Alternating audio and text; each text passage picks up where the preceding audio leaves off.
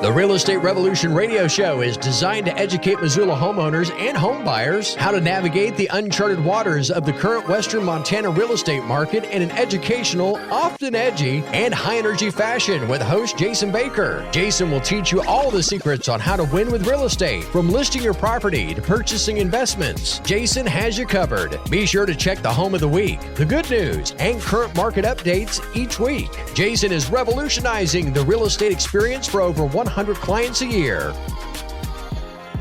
Welcome to Real Estate Revolution Radio with Jason Baker. Jason, happy Sunday, my friend. Happy Sunday, man. How was your week? Oh, it's been great, grand, and dandy, I guess. Trying to stay cool. It sounds like I'm going to have to get an autograph here pretty soon. Oh, yeah, I'm going to be a celebrity now. I know. Now? I thought you always were. I always have been. You're on the Jason Baker radio show. Like I told you, it's hard to be humble when you're perfect. That's right. It's hard to be humble when you're perfect.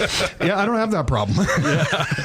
Yeah. We're going to be flying out to do a reality show. That's all I can really say is we're doing a reality show in Illinois. Yeah. Yeah. It's called, I think, ladies and gentlemen, I think it's called The Naked Radio Host. Right. Yeah. That's going to be No. And very, very, very afraid. No, I look forward to sharing with you all the details, but yes. Then again, I don't. It's non-disclosure up until when it airs, right? I don't know how much I'm going to embarrass myself on television is what I'm worried about. I have a feeling you're going to do a pretty good job, buddy. Oh, I'll do a good job of embarrassing myself. That's right. For sure. I just hope everyone gets my sense of humor. I do that all the time. No, they're not going to. I'm still learning. I'm still learning here. No, we've been doing this for a while. No, folks in Illinois might not get my Montana. So it's in Illinois. Yeah, it might not get. I know, right? Well, Illinois could be country. I guess that's right. Yeah, we're going to be in a town about the size of Stevensville. Oh, really? So yeah.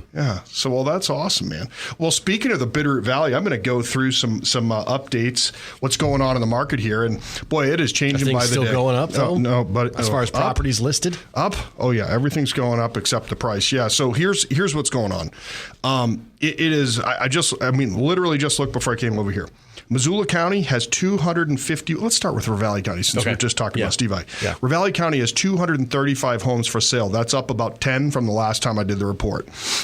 It is, but what's way up is the 93 days on market. It used to be 9.3. It is. Weren't we at 60 last week? Buddy, it was just, it is just unbelievable how the days on market. It's like literally, I know you're like, well, how does that work? Yeah. The average on just so many of them are just sitting there right now. So again, folks, the reason why this is happening is because the interest rates went up 3 points. Yeah. That's what it is. On a 5, and we had Jesse, the mortgage guy, on, and he went over with us. That was a pretty good call. Yeah. I should have more guests on. I learned a lot. Yeah. People about numbers. Yeah. I know. At the end of it, my brain was smoking. No, he did a really good job of putting it in layman's terms. But your payment is $1,000 more per month on a mortgage payment than it was, just a few weeks ago. And anybody that is, a faithful listener of the show, they know, they're like, Jason, you've said that 500 times. Well, for new people just tuning in, right now the payments are $1,000 more at right around 6% than they were when they were at 3% on about a $525 home. That's a lot. It's a lot. $1,000. Because what happens is people fall out of out of qualification. So we got 235 in Ravalli, 93 average days on market. But listen to this, $55,000 is the average price reduction. Oh. That's happened across the board on the active homes. That's average. So that means some are way more than that, and some are still, sitting there, thinking they're going to get the pie in the sky price. Yeah. What has completely disappeared from the market, unless somebody, by accident, underprices a house that's like under $400,000 or something like that, we're not getting, 10, 15, 20 offers like we did before. And it's taking upwards of 2 or 3 months. Now, we're still under 30 days, by far under 30 days average days on marketing. So we're beating the market by about three times. That's because we have a marketing plan that works and everything else. And we spend upwards of $40,000 a month on staffing and also on marketing our properties. We don't just sit here. Okay. But we're having to have, even with all of that marketing, I'm sending out bi-weekly emails, videos, okay, which is scary, because like I said, radio face, right? That I'm sending out to my sellers because it's not enough. We used to do that once a month. It's not enough right now to just send it once a week even. That's how fast it's changing. So, best time to sell a house was 3-4 months ago. Next best time is right now. because I don't know what's going to happen in 3 or 4 months. We were at a seminar in Bellingham, Washington. I was gone Wednesday, Thursday, Friday, Saturday, Sunday of last week. About a week ago, I got back, and they're calling it the apocalypse. I mean, literally thinking there's going to be some major financial meltdown. I mean, and that's what they're all saying. So they were teaching us how, as real estate agents, as a powerful team here in Western Montana, how do we prepare our clients for the apocalypse? And, and I don't know that it's going to be that bad, but if you prepare for one and it doesn't happen, you're way farther ahead. What does that mean? Well, that means for us, we have to watch our spending as a business. Yeah, right. So all businesses have to, we have to tighten the belt. We have to look at what's absolutely necessary, what isn't necessary, what's just like fluff and feel good stuff. And we have to start cutting out some of this stuff that isn't working. It's just kind of more ego-based marketing, which we all do. Right. Right. It's stuff that isn't really working, isn't having that return on our investment. We have to learn how to explain to buyers that, they're not expecting massive depreciation, but they are expecting days on market. In the second part of the show, we're going to talk about how a buyer can take advantage of this whole thing, what's going on, and still why real estate is the best investment. They really do believe we're going to go through a plateauing. We're already seeing the plateau happen, perhaps a slight retraction in price. However, the retraction in price is not going to offset the increase in interest rates that we're supposed to experience. Feds are raising rates again. More, right? Yeah, they're going to keep raising and raising and raising. Now, they're not raising interest rates, but usually as a byproduct of that, we'll see some sort of an increase as we have. Yeah. But I've seen them raise Fed rates and interest rates go down, but we should expect 7 to 7.5 is where they'll peter out. The rates, right now, they're just under 6.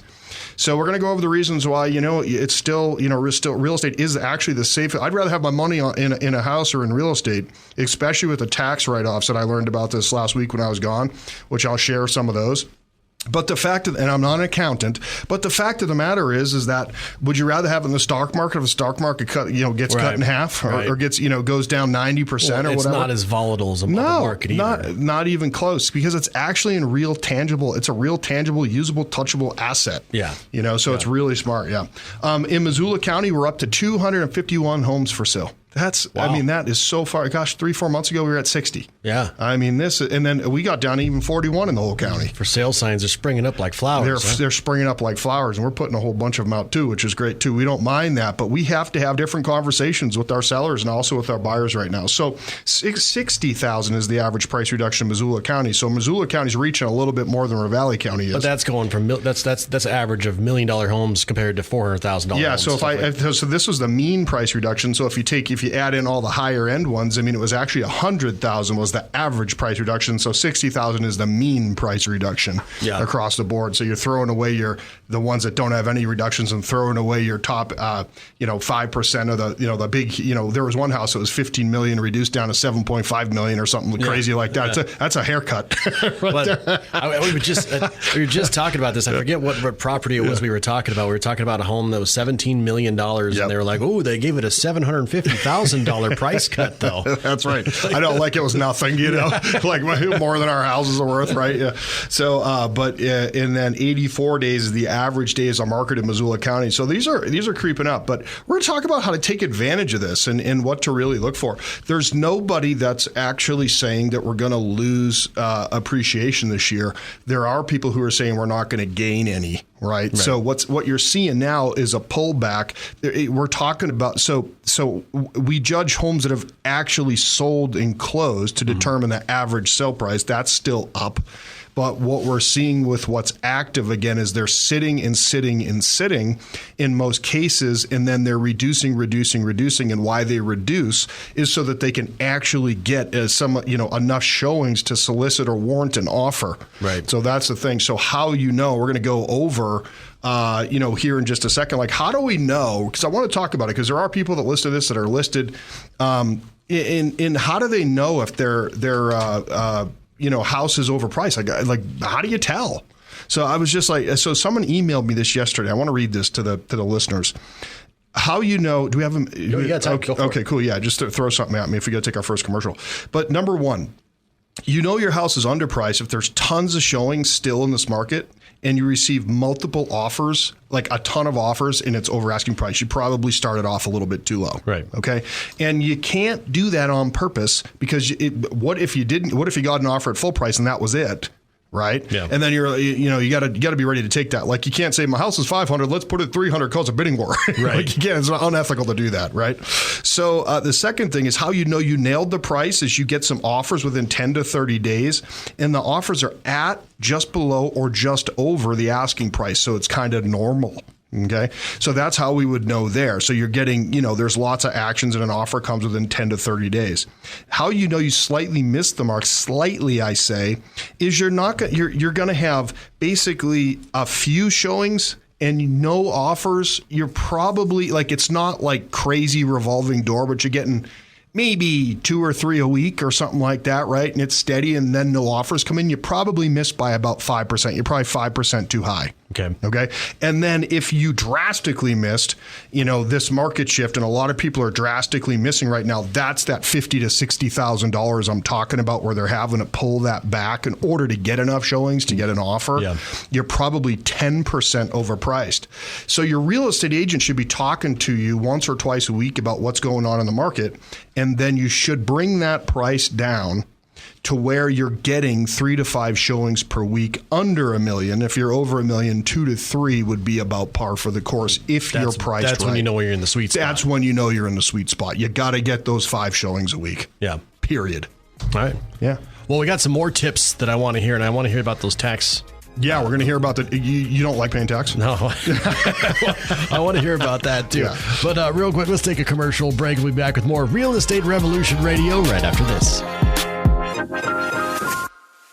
Hey, if you're even thinking of selling your home, well, you need to know all of your options. That's why there is one source that I look to for the best advice on the local real estate market. I'm talking about Jason Baker of Rise Realty, Montana. What's the latest news in real estate? Sean, the good news is when you have great marketing, what's happening in the market doesn't matter that much. That said, we're seeing rising interest rates that has removed approximately 30% of the buyers from the market, and that's going to continue. And we can still help get you over asking price with our amazing marketing. All right, as always, thanks for the insight. He knows how to cut through all of the talk and to give you accurate information. So call the agent I recommend. Call Jason at 552-4443. That's 552-4443. Online, JasonBakerTeam.com. That's JasonBakerTeam.com.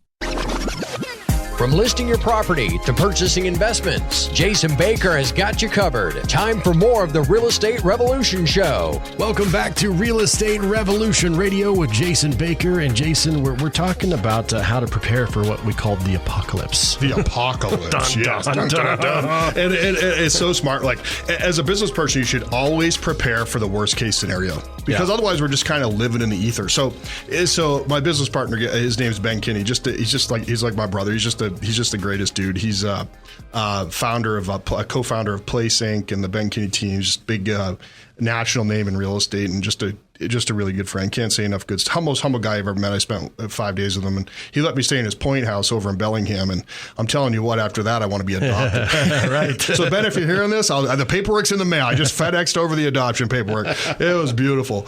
But anyways, but the fact of the matter is, it's like, how do we prepare for this kind of thing? Well, first of all, we've got to be realistic. Like, sellers got to realize that it's not going to get better insofar as much as the amount of showings and offers, because these days on markets are going to creep up. So take, it's like a stop loss. It's like, realistically, like, should you take a little bit less than you want right now in order to not take a ton less later? How long are you willing to sit? Right. Because the longer you sit, there's nobody in the world that's like, oh my gosh, this thing's been on the market for a whole year. Yeah. Price has never been reduced. Let's make a full price offer. That said nobody ever. Yeah. Right. Like, the longer it sits there, it's like day old bread. You got to go and pay like over sticker price for that. Old donuts. Yeah. Old donuts. Man, I don't know. Those are still good. Just microwave them. I'll eat a stale donut. I have no shame. But if you microwave a maple bar, it's like, it makes it new. You call it a honey bun. Yeah. Right.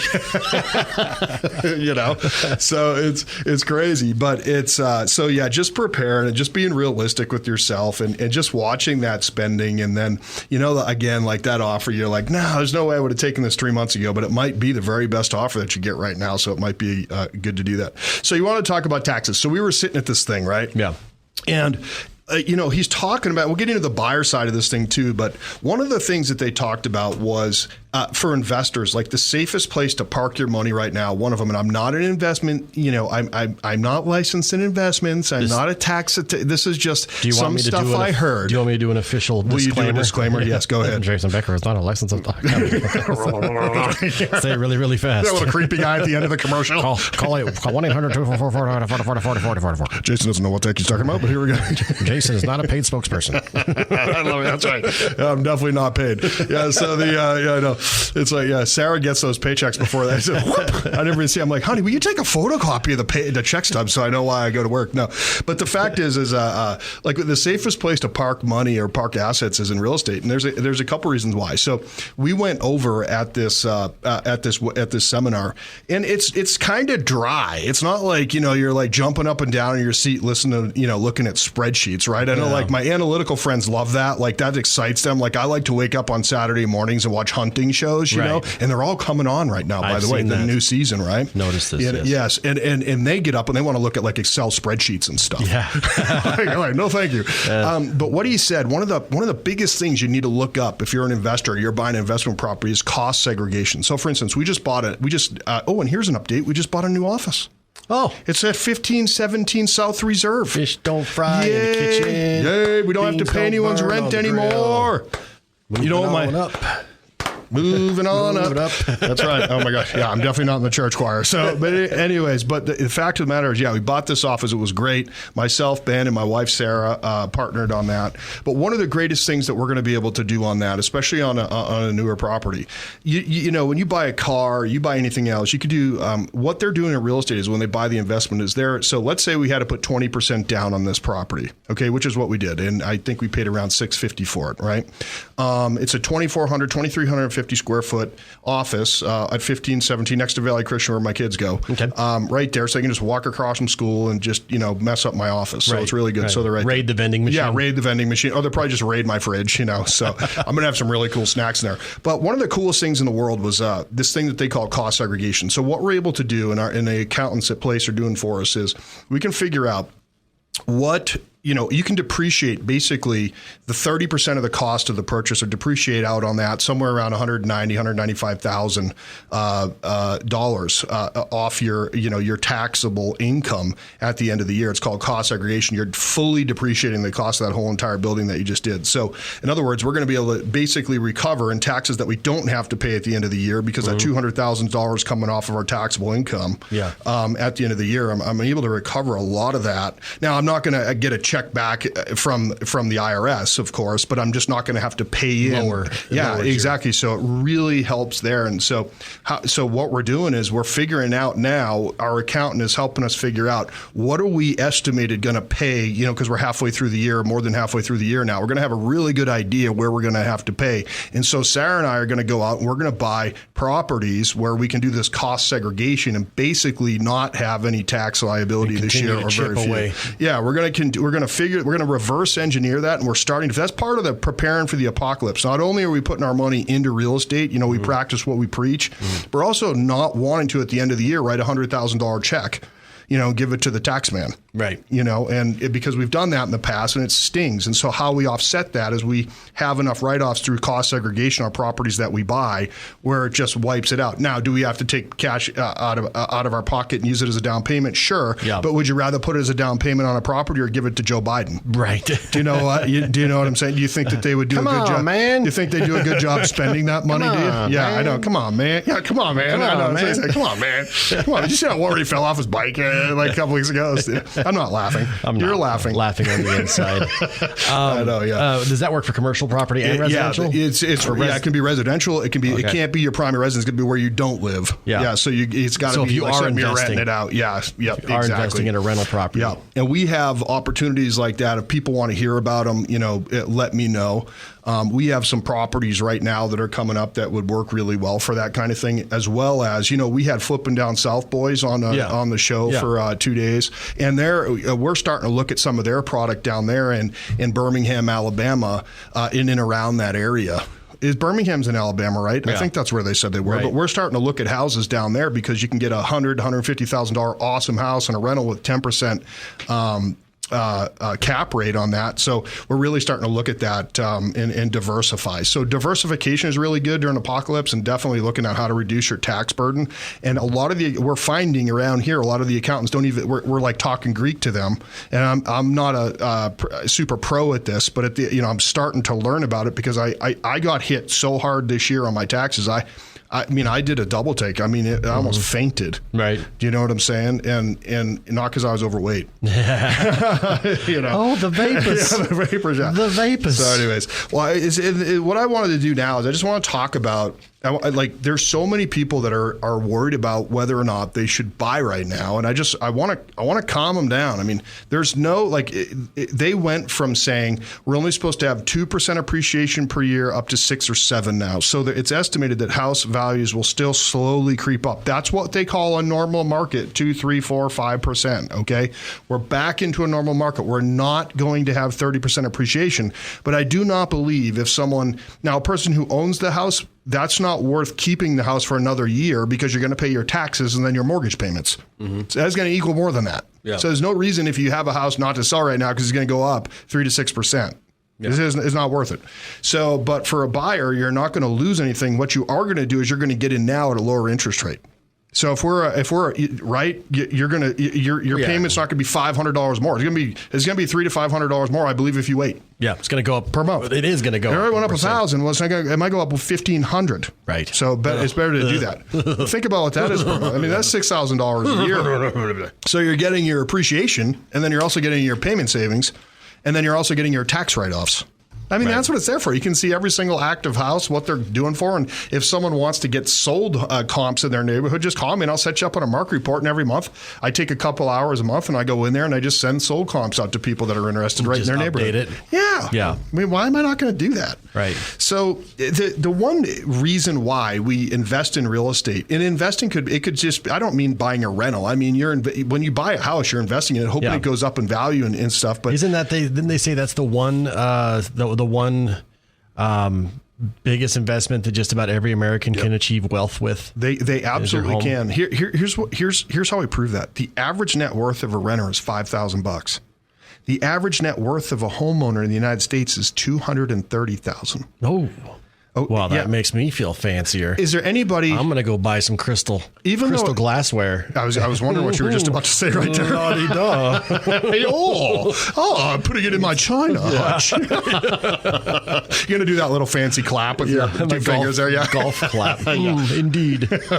So why is that? Well, they're making sound investments right now. They're getting the appreciation. They're getting the tax write-off. Less is being, sent out. Their refunds are typically bigger at the end of the year, right? But mainly it's that equity that they're doing. So they're gaining equity. They're paying their mortgage down as they go. When you're paying someone's rent, you're not paying anything down. You're just throwing it into a hole. The only thing you're doing is just reducing the amount in your checking account.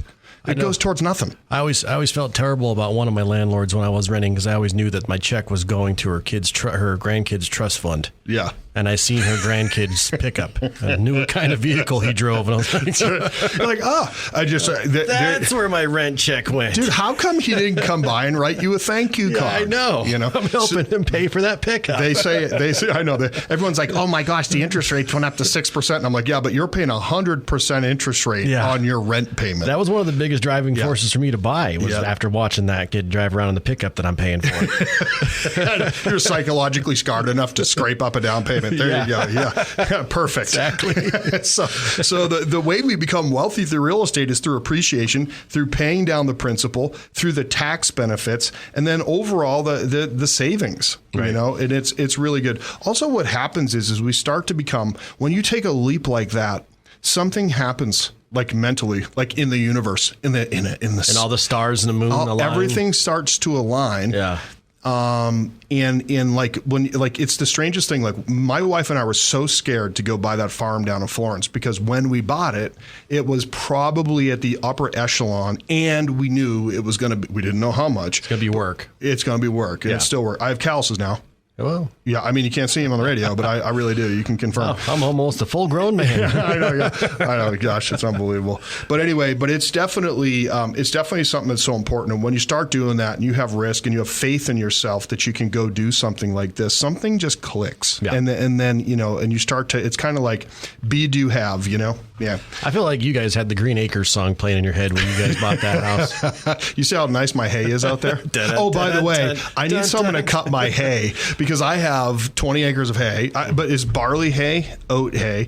The agronomist told me to put in turnips and for the soil because it's a little rockety. Yeah, for nitrogen and also for just to make it like way more rich, nutrient rich, and radishes in there, and then also some peas. And man, I haven't had to move my irrigation pipes. Mainly because there's so many mosquitoes that I can't. But I actually went out there. It's still sopping wet from that high water we had, out there. So, man, I've got waist high barley and oat hay. If anyone wants to come cut it, I'll give them half of it.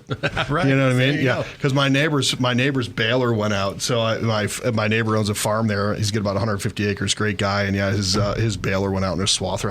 Either that or he's just telling me. Yeah. You know what I mean? Yeah. That's the neighborly thing to do. Just sorry, it broke. Oh, I'll do it. Yeah. Sorry, it broke. So basically, we're letting the cows out into that field to just eat. We're just going to let them free range. There you go. Yeah, exactly. After I fix my fence. Yeah. So, what questions do you have? I mean, are you hearing anything out there from people like grumbling and rumbling or what? Well, it's the thought of, is it ever going to get to where we can get pre-qualified again for a decent, because like we said, the house prices aren't going down very much. Yeah, but that rate is going up, and so I just don't want to be stuck in my home. I'm still in my starter home, and I feel like I'm going to remain there until my kid graduates high school. Yeah, like, you're going to be like the people in the 300 to 400 range, right? Those people are always they're going to be okay through this whole thing. It's just that's the stuff that if anything's going to go up more, it's that, because there's a little more room for that to move than stuff that's like $1 million, right? Right. So because think about what the payment's the difference between a 5 or 6% interest rate and 3% on something that's $350 or $400, okay, or $4.25 is a far cry less monthly than something that's $1 million in the difference in rate there. The payment's way more there. So, but you're going to be able to, but also you're going to maybe sell for a little less than what you wanted, or maybe more than what you wanted. But you're going to be able to buy especially if you're upsizing or going up in value, you're going to be able to buy something a little bit, for probably a little bit less, because the stuff that's higher will come down faster or level faster. So me making the step into an upgrade is going to be easier? It's going to be easier for you. Oh, that's exactly what I needed to hear. Yeah, but here, one of the reasons why the days on market is going up is because the people are sitting there going, well, I'm going to get this is going to go down 50%. I'm just going to wait 6 months. No, it's not. Mm-hmm. It's not 2008 for the following reasons. We don't have liar loans out there. People aren't foreclosing right now. Right. Now, I do expect a rash of business losses. Now, we spent through that $7 trillion. The people that were living off of what they were living off of it's done. Like all this stimulus money is spent. So that's through.